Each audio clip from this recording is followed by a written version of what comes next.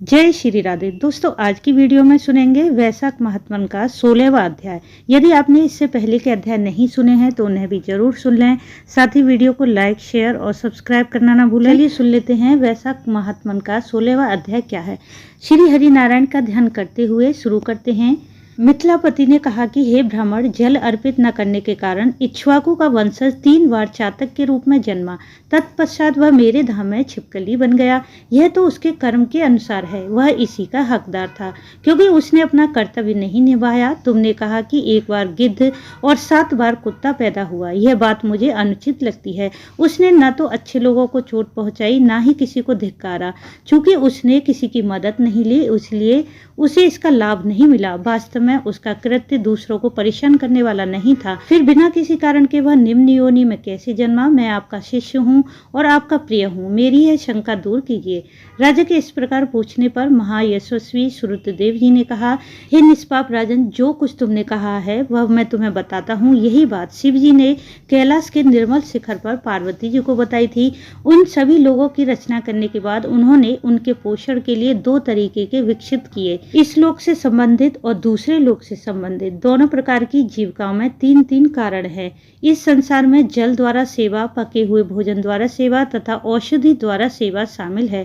हे महाभाग्यवान, ये जो भी है वे इस संसार में जीविका के कारण है। इसी प्रकार हे राजन, श्रुति में 3 बातें कही गई हैं: सज्जनों की सेवा, भगवान विष्णु की सेवा और धर्म की सेवा। यदि ये पहले से ही प्राप्त हो जाए तो परलोक में सुख के कारण बनते हैं। जिस प्रकार घर में बना हुआ भोजन यात्रा के दौरान व्यक्ति के उद्देश्य की पूर्ति करता है, उसी प्रकार यह के कारण में तत्काल अपना उद्देश्य पूरा करते हैं। किंतु हे राजन, यदि कोई वस्तु जो धर्मात्मा लोगों द्वारा वांछित हो किसी भी कारण से असह्य हो जाए तो वह हानि और हानि ही पहुंचाती है। तो फिर क्या यह विशेष रूप से उल्लेख किया जाना चाहिए कि उन्हें क्या अप्रिय है? यह स्पष्ट है, इससे दुख होगा। इस संदर्भ में वे एक किस्सा उदाहरण के रूप में सुनाते हैं। यह पापों का नाश करने वाला है, यह अद्भुत है, यह सुनने वाले को विस्मय में डाल देता है। पूर्व काल में कुल पितामह दक्ष ने यज्ञ के लिए दीक्षा ली थी। वे शिव जी को आमंत्रित करने के लिए रजस पर्वत पर गए, अर्थात कैलाश पर्वत पर गए। दक्ष के कल्याण की इच्छा से शंभु उन्हें देखकर नहीं उठे। उन्होंने ऐसा सोचा, मैं सभी अमर लोगों का पिता हूँ, मैं सनातन हूँ और केवल वेदों के द्वारा ही पहुंचा जा सकता हूँ। इंद्र और चंद्रमा सहित ये प्रमुख सुर मेरे सेवक हैं जो मुझे श्रद्धांजलि देते हैं। स्वामी को नौकर को देखकर नहीं उठना चाहिए, पति को अपनी पत्नी के लिए नहीं उठना चाहिए, गुरु को अपने शिष्य के लिए नहीं उठना चाहिए। यह शास्त्रों को जानकर लोगों का मत है। श्रुति ने भी यही कहा कि विवाह के माध्यम से गठबंधन वशिष्ठता का कोई कारण नहीं। जिसका बल, ज्ञान, तप और शांति अधिक है वह दूसरों से बड़ा होगा, जो नीचे है वे सेवक होंगे। यदि स्वामी आदि बड़े लोग सेवकों और अन्य लोगों को देखकर स्नेह के कारण उठ खड़े होते हैं तो उन लोगों की आयु, धन, यश और संतान तुरंत नष्ट हो जाती है। इसलिए मैं खड़ा नहीं होऊंगा, क्योंकि मेरे ससुर मुझे प्रिय हैं। ऐसा सोचकर दक्ष के कल्याण की दृष्टि से भगवान अपने आसन से बिल्कुल भी नहीं हिले। यह देखकर कि शिव अपने आसन से नहीं उठे, प्रजापति क्रोधित हो गए। पर्वत की पुत्री के स्वामी के सामने उसने अनेक प्रकार से धिक्कारा। इस अशिक्षित दरिद्र का अहंकार चमड़े के समान रह गया। एक बूढ़ा बैल ही इसकी संपत्ति है, इसलिए वह खोपड़ी की हड्डी रखता है। विधर्मियों के लिए भी सुलभ है, इसे भाग्य कैसे सुप्रदान कर सकता है, क्योंकि इसे व्यर्थ ही गर्व है। इस संसार में ज्ञानी लोग पुण्य कर्मों को उनके प्रदर्शन से ही समझते हैं। यह बेचारा शीत से पीड़ित है, हाथी की पवित्र खाल पहनता है, इसका निवास शमशान है और इसके आभूषण सर्प हैं। इसमें न तो साहस है न ज्ञान है। ये दोनों ही इस भेड़िए के समान से भाग गए थे। यह सदैव भूत प्रेत, दुष्ट आत्मा, अन्य दुष्ट प्राणियों के साथ घनिष्ठता और संगति में रहता है। इसके वंश के विषय में कुछ भी सुनने में नहीं आता। अच्छे लोग इसका सम्मान नहीं करते। पहले मुझे दुष्ट चित्त नारद ने गलत तरीके से इस पर विश्वास दिलाया था। उनके कहने पर मैंने अपनी पुत्री सती को इसको दे दिया। वह भी एक अलग धर्म का पालन करने वाली बन गई। इसे इसके घर में सुख पूर्वक रहने दो। चांडाल के हाथ में पहुंचे कुम्हार के बर्तन के समान न तो यह व्यक्ति है और न ही मेरी पुत्री किसी भी प्रकार से स्वीकार्य है। इस प्रकार मोहग्रस्त आत्मा वाले दक्ष ने उमा या शिव को आमंत्रित नहीं किया, अपितु उन्हें अनेक प्रकार से डांटा और चुपचाप अपने घर चली गई। तत्पश्चात वह भगवान की निंदा करता हुआ यज्ञ कक्ष में गया। वहां ऋषियों मुनियों के साथ उसने यज्ञ विधि से यज्ञ संपन्न किया। ब्रह्मा और विष्णु को छोड़कर सभी देवता वहां आ गए। सिद्ध, चारण, गंधर्व, यक्ष, राक्षस और किन्नर भी थे। उस समय सुशील गुणवती सती अपनी स्त्रीयोजित चंचलता के कारण मोहित हो गईं और उत्सव देखने तथा वहां एकत्रित हुए स्वजनों से मिलने के लिए उत्सुक हो उठी। यद्यपि रुद्र ने उन्हें रोका, यद्यपि वह अपने पिता द्वारा अपमानित और अपमानित हुई थीं, फिर भी उसने एक स्त्री के चंचल स्वभाव के कारण जाने का निर्णय लिया। शिवजी ने इस प्रकार रोका कि हे उत्तम वर्ण वाली देवी, वह सदैव भरी भोज सभा में मेरी निंदा करता है। यह असहनीय है। यह सुनकर यह सत्य है, तुम अपना शरीर त्याग दोगी, फिर भी मुझे भी इसे सहना होगा, क्योंकि मैं घर अपना पारिवारिक जीवन चलाना चाहती हूँ। हे भद्र महिला, तुम भी वैसा ही कर रही हो जैसा मैंने किया, अतः तुम यज्ञशाला में मत जाओ, निश्चय ही तुम पर कोई शुभ प्रभाव नहीं पड़ेगा। इस प्रकार आग्रह करने पर भी देवी ने अपनी चंचलता नहीं छोड़ी। सती अकेली ही पैदल घर से निकल गईं। उन्हें देखकर बैल ने चुपचाप देवी को अपनी पीठ पर उठा लिया। तब सती के पीछे करोड़ों भूतों के समूह चले। यज्ञ कक्ष में जाकर वह स्त्रियों के लिए बने कक्षों में चली गईं। सती को देखकर सब लोग चुप हो गए। मानसिक व्यथा से ग्रस्त होकर वह वहां से चल पड़ी। अपने पति के वचनों को याद करती हुई वह उत्तर वेदी पर गईं। उसे देखकर उसके पिता तथा वहां उपस्थित सभी लोग उसे आशीर्वाद दिए बिना चुपचाप खड़े रहे। वह रुद्र की आहुति के समय अपने पिता का यज्ञ देखती रहीं। जब सती ने देखा कि यज्ञ में कहीं भी मेरे पति का कोई भाग नहीं है, तब उन्होंने अपने पिता से कहा, महान लोगों का अपमान करना, उनका उल्लंघन करना सामान्यतः लोगों के कल्याण के लिए अनुकूल नहीं है। रुद्र लोकों के निर्माता हैं, वे लोगों के प्रशासक हैं, वे सभी के स्वामी हैं, फिर भी ऐसा कैसे है? रुद्र को आपने अधिकार नहीं दिया। यहाँ आए हुए अन्य लोग आपके बुरे इरादों को क्यों नहीं उजागर करते?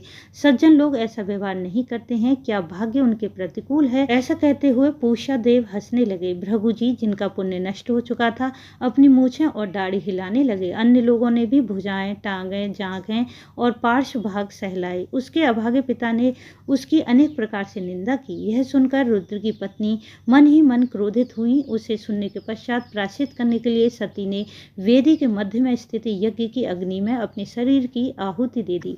वहां खड़े सभी देवी देवता यह देख रहे थे। तभी भगवान शिव के गणों ने तुरंत दौड़कर भगवान शिव को यह सारी बातें बताईं। यह सुनते ही भगवान शिव अचानक उठ खड़े हुए। वे संसार के संहारक काल के समान हो गए। उन्होंने अपने हाथ से अपनी जटा उखाड़ी, उसे जमीन पर पटक दिया। वहां से 1000 भुजाओं वाले विशाल शरीर वाले अत्यंत शक्तिशाली वीरभद्र उत्पन्न हुए। उन्होंने ब्रह्मांड के संहारक काल का तेज धारण कर लिया था।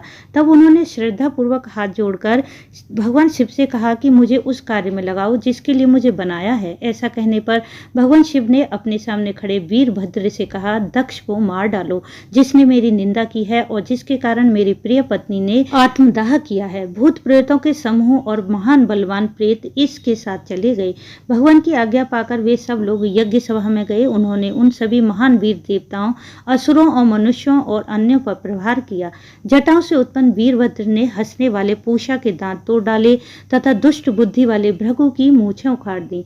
शक्तिशाली वीरभद्र ने दक्ष के उन विभिन्न अंगों को काट डाला जिन पर पहले प्रहार किया था। उसने दक्ष का सिर काटने के लिए बहुत प्रयास किया। चूंकि उसका सिर ऋषियों के मंत्रों द्वारा भलीभांति सुरक्षित था, अतः उसे बलपूर्वक नहीं काटा जा सकता था। यह जानकर स्वयं शिव वहां आए और उन्होंने उस दुष्ट का सिर काट डाला। यज्ञ में आए हुए लोगों को मारकर वह अपने अनुयायियों सहित अपने धाम को चले गए। जो लोग बचे थे वे ब्रह्मा की शरण में गए। ब्रह्मा जी उनके साथ शिव के धाम कैलाश गए। उन्होंने नाना प्रकार के वचनों से भगवान शिव को शांत किया। भगवान उनके साथ यज्ञ कक्ष में गए और यज्ञ में आए हुए सभी लोगों को पुनर्जीवित किया। तब शिव जी ने ख्याति को दक्ष का बकरा सिर दिया। बकरे की दाढ़ी उन्होंने सज्जन भृगु को दे दी। उन्होंने पूषा को उसके दांत तो नहीं लौटाए, परंतु उसे बिना दांत के आटा खाने योग्य बना दिया। शिव जी ने उसके कुछ विकृत अंगों को सीधा कर दिया। सभी का कल्याण हुआ। ब्रह्मा और शिव ने उस महापुरुष का यज्ञ पुनः पूर्ववत प्रारंभ किया। यज्ञ के समाप्त होने पर सभी देवता अपने अपने धाम को गए। रुद्र ने ब्रह्मचर्य का कठोर व्रत धारण किया, घोर तपस्या की और भगवान शिव ने गंगा के तट पर पुनार वृक्ष की जड़ में घोर तपस्या की। दक्ष की पुत्री सती ने अपना शरीर त्याग दिया और पुनः मैना और हिमालय की पुत्री के रूप में जन्म लिया। इस समय तारक नामक महान असुर ने घोर तपस्या करके ब्रह्मा परमेष्ठी को प्रसन्न किया। उसने वरदान लिया कि उसे देवता, असुर, मनुष्य और नाग सभी प्रकार के अस्त्र शस्त्र तथा सभी प्रकार के शक्तिशाली प्रक्षेपास्त्र नहीं मार सकती। रुद्र के पुत्र को छोड़कर दैत्य को कोई नहीं मार सकता, ऐसा वरदान ब्रह्मा जी ने उसे दिया। वरदान पाकर वह राक्षस अपने धाम में वापस गया और उसने सभी देवी देवताओं को अपना दास बना लिया। तब देवताओं ने ब्रह्मा की शरण ली। उनके द्वारा वर्णित उनकी दुर्दशा देखकर वेदों ने सुरों से यह कहा, हे सुर, वरदान देते समय मैंने दुष्ट को यह वरदान दिया है कि शिव के पुत्र के अलावा कोई भी उसे नहीं मारेगा। पूर्व काल में रुद्र की पत्नी सती ने यज्ञ में अपना शरीर त्याग दिया था। उनका पुनर्जन्म हिमालय की पुत्री के रूप में हुआ है। उन्हें पार्वती कहा जाता है। भगवान शिव हिमालय की चोटी पर घोर तपस्या में लीन है। यदि पार्वती जी का भगवान शिव के साथ विवाह हो जाए तो तारकासुर की मृत्यु निश्चित है। कृपया हिमालय के पास जाकर उन्हें अपने वचनों से समझाइए कि आपकी पुत्री सती थी, जो दक्ष की पुत्री हर की पत्नी थी। उनके वियोग में वह 10 कन्याओं के साथ शिखर पर तपस्या कर रही है। पार्वती जी को भगवान शिव की सेवा में लगा दीजिए तो वह अवश्य उनकी पत्नी बनेंगी। इंद्र के ऐसा कहने पर नारद पर्वत के पास गए और देवेंद्र के कहे अनुसार सब कुछ किया। तत्पश्चात इंद्र ने कामदेव को बुलाकर उनसे कहा कि तुम बसंत के साथ भगवान शिव के तपस्वी उपवन में जाओ, वहां अपने बाणों द्वारा महाप्रभु को अपनी ओर आकर्षित करो। जब उनका मिलन हो जाएगा तो हमारा कार्य तुरंत पूरा हो जाएगा। जब कामदेव ने अपने बाण भगवान शिव पर छोड़े तब भगवान शिव ने अपनी तीसरी आंख खोलकर एक प्रचंड अग्नि निकाली, जिससे सारे लोग भयभीत हो गए और कामदेव तुरंत ही भस्म हो गया। अपने कार्य की पूर्ति देखकर स्वयं को दंडित होने की आशंका से देवता वसंत और रति स्वर्ग की ओर भाग गए।